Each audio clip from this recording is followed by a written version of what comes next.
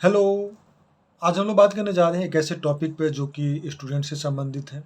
Basically इसमें student, parents और teachers, ये सभी लोगों को समझना ज़रूरी है। उन सभी के लिए एक तरह से कहा जाए तो मैसेज है। रिसेंट के डाटा में भी देखा जा रहा है कि कोटा में बहुत सारे बच्चे सुसाइड कर रहे हैं और उनके अंदर सुसाइडल टेंडेंसी काफ़ी डेवलप हो रहा है। इन सबको समझना बहुत ज़रूरी है। बच्चों में सुसाइड जो टेंडेंसी डेवलप हो रहा है उसके बहुत सारे कारण हैं। बहुत सारे बच्चे हैं जो कि पढ़ने आते हैं, उसमें ज़्यादातर आबादी जो है यानी 20 से 25% तो पॉपुलेशन बिहार से ही जाता है। और कोटा एक ऐसा जगह है जहाँ पे इंजीनियरिंग और मेडिकल एंट्रेंस एग्ज़ाम की तैयारी किया जाता है। मतलब वहाँ पे इंजीनियरिंग कॉलेज हो या मेडिकल कॉलेज में दाखिला लेने के लिए परीक्षा जो होता है उसकी तैयारी होती है कि कैसे आप अपना अच्छा परफॉर्मेंस दें, जिसकी वजह से आपका अच्छा रैंक आएगा और जिसकी वजह से आपको अच्छा कॉलेज मिलेगा। अच्छा कॉलेज मिलेगा तो आपका लाइफ सिक्योर होगा, सुरक्षित होगा, आपको अच्छी नौकरी मिलेगी, आप और आपका फैमिली दोनों का लाइफ सिक्योर होगा। इसी मनोभावना से पेरेंट्स अपने बच्चों को कोटा में भेजते हैं और इस उम्मीद में रहते हैं कि मेरा बच्चा कुछ करेगा, इंजीनियरिंग या मेडिकल जिस फील्ड में वो भेजना चाहते हैं उस फील्ड में उनको लगता है कि सक्सेस करेगा और अपना और साथ-साथ इस फैमिली के भी प्रॉब्लम्स को दूर करेगा, ज़िम्मेदारियों को सँभालेगा और घर को सँभालेगा। इसमें क्या होता है, बहुत सारे ऐसे पेरेंट्स हैं जो अपनी ज़िम्मेदारियों को बच्चों पे थोप देते हैं। किसी वजह से, किसी कारणवश उनका सपना रहा कि हम किसी अच्छे कॉलेज में पढ़ें, लेकिन या तो पारिवारिक माहौल हो या फिर आर्थिक स्थिति हो, जो भी कारण है, जिस कारण भी हो, उन्हें पूरा शिक्षा नहीं मिल पाया और वो अच्छे कॉलेज में नहीं पढ़ पाए। तो उनका सपना एक ही रहता है कि मेरे बच्चे अच्छे कॉलेज में पढ़ें। वो अपने सपनों को बच्चों पे ट्रांसफ़र कर देते हैं कि भाई मेरे पास तो रिसोर्सेज नहीं था जिस वजह से मैं नहीं कर पाया, लेकिन मैं तुम्हें सारा संसाधन दूँगा, सारा व्यवस्था दूँगा, बशर्ते कि तुम अच्छा रिज़ल्ट दो। तो ये एक बहुत बड़ा कारण हो जाता है, ख़ासकर मध्यम वर्गीय परिवार के जो बच्चे होते हैं, वो अपना बच्चों को कोटा या फिर अन्य जगह पे भेजते हैं और वहाँ पे वो तैयारी करते हैं। ऐसे में क्या होता है कि बच्चों के अंदर मानसिक स्थिति धीरे-धीरे विकृत होने लगती है, डिस्टर्ब होने लगती है। बहुत सारे वहाँ पर अलग-अलग माहौल मिलता है जिसमें कि कई तरह के बच्चे होते हैं, कई तरह के फैमिली बैकग्राउंड होता है, कई तरह के टेंशन होता है। और जिस वजह से बच्चों के अंदर जो है बहुत जल्दी क्विक डिसीजन लेने का क्षमता डेवलप होने लगता है और क्विक डिसीजन मोस्टली गलत होता है क्योंकि बच्चे टीनेज होते हैं, यंग एज को होते हैं, 20 साल से कम उम्र के बच्चे होते हैं, तो ऐसे बच्चों से बहुत ज़्यादा मैच्योरिटी की अपेक्षा आप नहीं कर सकते हैं। ऐसी स्थिति में क्या होता है कि उनके जीवन में बदलाव आता है, उनका फिजिकल और बायोलॉजिकल कंडीशंस भी उनमें चेंज होता है, बदलता है। तो एक है कि उसके अंदर बहुत ज़्यादा इमोशंस जगता है, ये साइकोलॉजिकल उनके अंदर बहुत ज़्यादा भावनात्मक जो है जागृति होती है। दूसरा फिजिकल कुछ चेंजिंग होता है जिसकी वजह से उनके अंदर कुछ बदलाव आता है, शारीरिक बदलाव आता है जो कि बहुत सारे एक्टिविटी करने के लिए उनको उकसाता है, उत्साहित करता है। तो एक तरह से कहा जाए तो माइंड जो है स्थिर नहीं हो पाता है। तो कुछ बच्चे प्यार में पड़ के, प्यार मोहब्बत में पड़ के, कुछ बच्चे गार्जियन के प्रेशर के दबाव में, कुछ लोग फैमिली कंडीशन से, कुछ लोग अलग-अलग समस्याओं से जूझते हुए उस एग्ज़ाम की तैयारी करते हैं और इसमें कुछ लोग सफल होते हैं, कुछ लोग असफल होते हैं। जो आंकड़ा देखा जा रहा है, उसमें देखा जा रहा है कि अभी बहुत सारे बच्चे, अभी तक 24 बच्चे जो है वहाँ पे सुसाइड किए हैं और रिसेंटली भी देखा जा रहा है कि पिछले सप्ताह में 2 बच्चे सुसाइड किए हैं, उसमें से 1 बच्चा बिहार का भी है। तो आखिर खुदकशी का कारण क्या है? सुसाइड का कारण क्या है? सुसाइड के कारण में सबसे पहला कारण आता है कि बच्चों के अंदर असफलता का डर बस जाता है। मतलब बच्चे असफल होने से ज़्यादा डरते हैं। अब भी प्रॉब्लम यहाँ पे क्या है कि जैसा कि मैं पहले बताया हूँ कि मिडिल क्लास से बच्चे आते हैं, मोस्टली जो तैयारी करते हैं इंजीनियरिंग या मेडिकल एंट्रेंस एग्ज़ाम का जो तैयारी करते हैं, वो मिडिल क्लास के होते हैं बच्चे। तो ऐसे में असफलता का डर उनको सताने लगता है।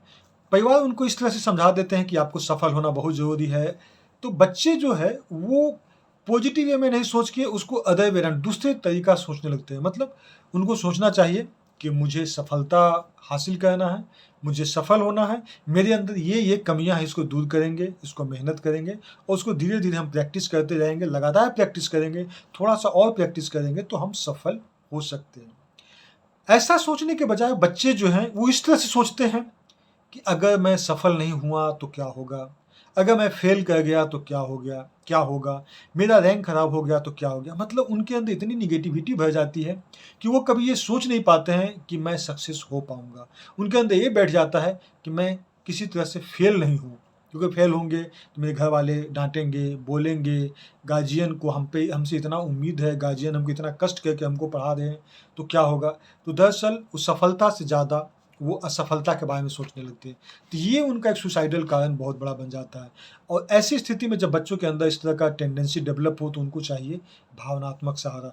मतलब उनके पेरेंट्स को चाहिए कि आप उनके साथ समय बिताएं, उनको समझाएं, बच्चों को समझाएं कि ठीक है, तुम तैयारी करो, तुम पढ़ाई करो, मेहनत करो, हमको तुम्हारा परफॉर्मेंस अच्छा होना चाहिए, और सिलेक्शन हो नहीं हो ये अलग चीज़ है, लेकिन तुम अपने तरफ से ईमानदारी पूर्वक प्रयास करो। तुम्हारी जो अपनी क्षमता है उसको प्रदर्शन करो कि तुम ये कह सको कि नहीं, मेरी इतना क्षमता थी, मैंने इतना किया। तो फैमिली का भी सपोर्ट, खासकर उसको कुछ न कुछ अच्छे दोस्त होने चाहिए, भाई, फूआ, कोई मतलब फैमिली के ऐसे सदस्य हों जिनसे वो बच्चे खुलकर बात कर सकें, तो एक बहुत बड़ी समस्या का हल हो सकता है।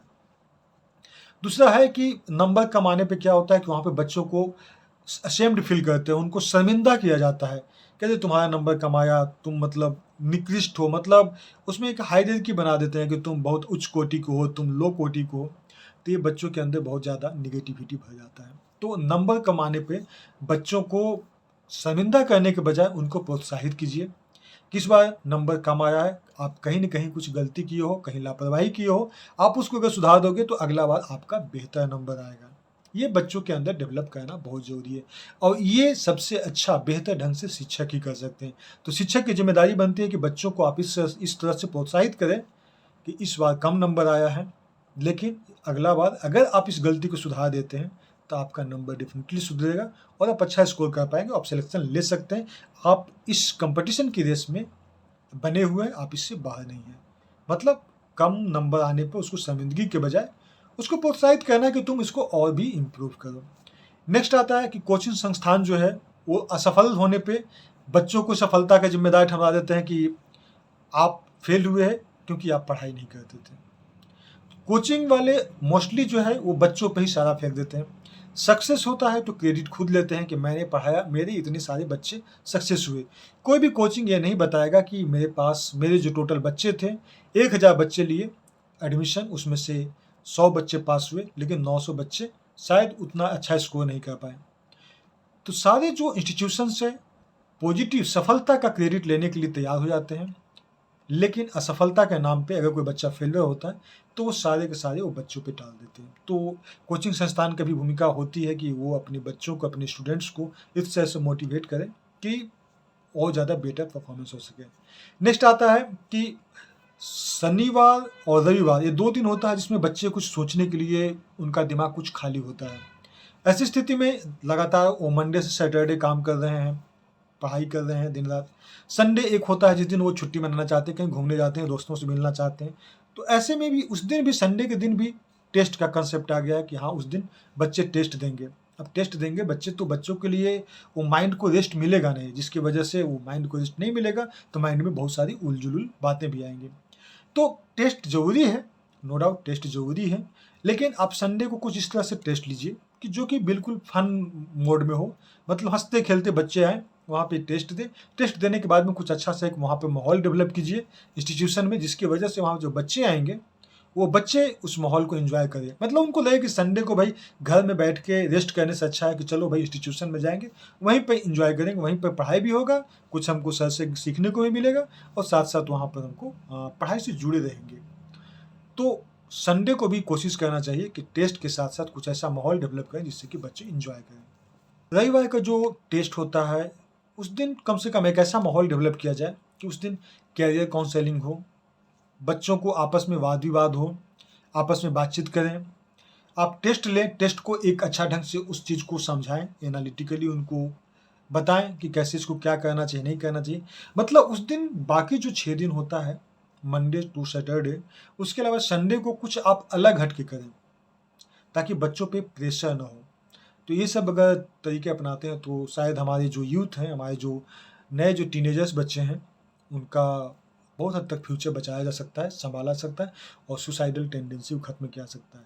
हमेशा याद रखिएगा आप सभी कि सफलता या असफलता आपकी ज़िंदगी से बढ़ के कुछ नहीं है। आप सफल होने के लिए आप इतना ताकत लगाते हैं और सुसाइड की ओर आगे बढ़ जाते हैं। सुसाइड करने से शायद आपके परिवार को ज़्यादा तकलीफ होता है। इस चीज़ को ध्यान में रखिए। उसके बदले में आप और मेहनत करें और मेहनत करें। और ऐसा नहीं है कि आपको इंजीनियरिंग में या मेडिकल में एडमिशन नहीं हुआ तो आपका जीवन खत्म हो गया, नहीं।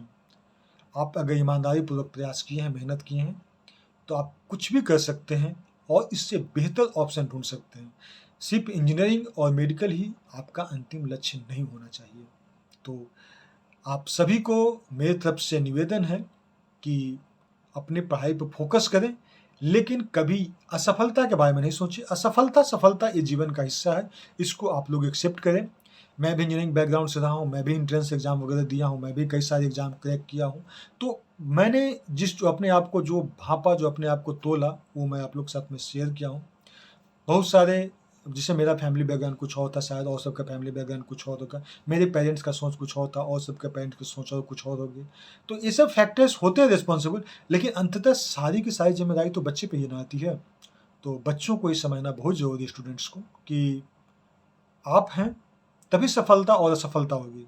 अगर आप अपने आप को मिटा देंगे तो समझिए कि आपकी फैमिली को क्या बीतेगी, आप उनको कितना नुकसान कर रहे हैं, इस चीज़ को समझ सकते हैं। तो सुसाइड की ओर कभी नहीं बढ़ें, अपना प्रयास करें, मेहनत करें। और सफलता असफलता, आज सफल है, कोई इंजीनियर बन गया इसका मतलब थोड़े को अपने जीवन में सफल हो गया, कोई डॉक्टर बन गया तो अपने जीवन में ऐसा थोड़े कि सफल है। दरअसल उनको नई चैलेंजेस मिलते हैं। हाँ, तो आप जो अपना लक्ष्य चुने हैं उसको ज़रूर पूरा करें। अपने सपने जो है बुने हैं उसको ज़रूर पूरा करें। उसके लिए आपको जितनी एनर्जी लगती है, जितना स्टेमिना लगता है, आप सब कुछ उसको करें। अपनी तरफ से पूरा प्रयास करें, ईमानदार रहें, सफलता डेफिनेटली मिलेगी। Thank you.